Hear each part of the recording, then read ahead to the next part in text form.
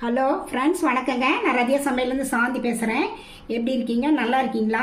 இன்றைக்கி நான் வந்து அங்கன்வாடியில் கொடுக்குற இந்த சத்து மாவு இருக்குது பாருங்கள், அதில் தான் நான் வந்து புட்டு மாவு செய்யலான் இருக்கேன். இது வந்து அங்கன்வாடியில் வந்து நமக்கு வந்து ஃப்ரீயாக தான் தருவாங்க, காசு கிடையாது. சின்ன குழந்தைங்க, கர்ப்பிணி பெண்கள், இப்படி பக்கத்தில் பால்வாடி ஸ்கூல் இருந்ததுன்னா அங்கே கேட்டால் ஒரு பாக்கெட் இந்த மாதிரி தருவாங்க. அதை மாதிரி தான் நான் ஒன்று வாங்கி வச்சுருக்கேன். இதில் வந்து நிறைய சத்து இருக்குதுங்க. இதில் வந்து vitamin A, B2, vitamin C, vitamin B1, B3, calcium, potassium, இரும்பு சத்து, எல்லா சத்துமே இதில் இருக்குது. அதனால இந்த ஆரோக்கியமான இந்த மாவை வச்சு நான் வந்து கொலாப்ட் செய்ய போகிறேன்.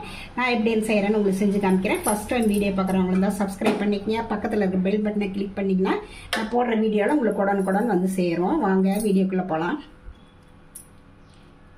பாருங்கள், இந்த மாதிரி பவுலில் வந்து நான் வந்து 2 கப் எடுத்திருக்கேன்.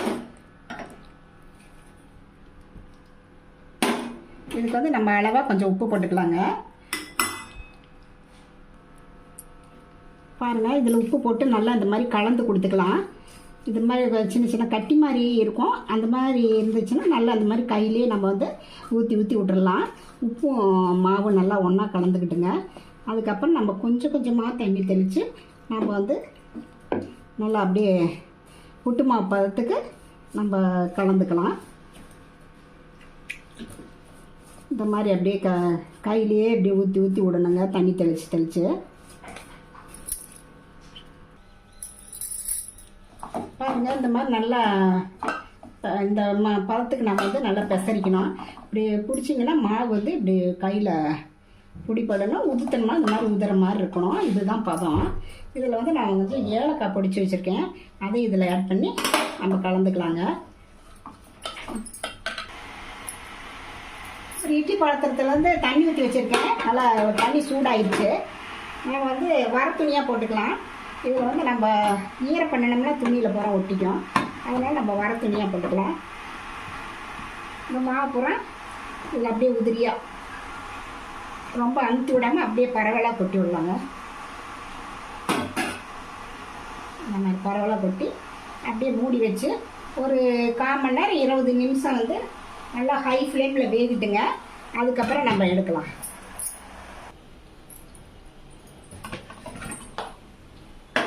பாருங்க, ஒரு 20 நிமிஷம் ஆயிடுச்சு.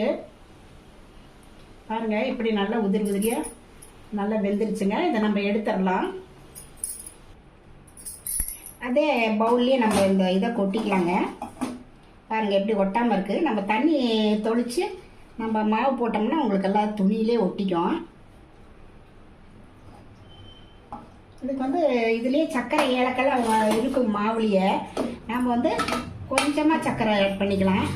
சும்மா ஒரு 1/4 கப்புக்கு பக்கமாக சேர்த்துக்கலாம். அவங்க வந்து இனிப்பு தேவைக்கு ஏற்ற மாதிரி கூடவோ குறைச்சோ போட்டுக்கலாம். தேங்காய் பூ இதிலே ஆட் பண்ணிக்கலாங்க. அவ்வளோதாங்க, ரெடி ஆயிடுச்சுங்க. இது வந்து ரொம்ப சத்தானது கூட, ஆரோக்கியமான. பாருங்கள், வாசம் பாருங்கள், அப்படியே ஜம்முன்னு அடிக்குதுங்க. எல்லாம் ரொம்ப வாசமாக இருக்குது. நீங்களும் இந்த மாதிரி ட்ரை பண்ணி பார்த்துட்டு எப்படி இருக்குன்னு நீங்களும் செஞ்சு பாருங்கள். செஞ்சு பார்த்துட்டு ரதியா சமையலுக்கு சப்ஸ்கிரைப் பண்ணுங்கள், லைக் பண்ணுங்கள், ஷேர் பண்ணுங்கள். அடுத்த வீடியோவில் வேறு ரெசிபியோடு சந்திக்கிறேன். வணக்கங்க.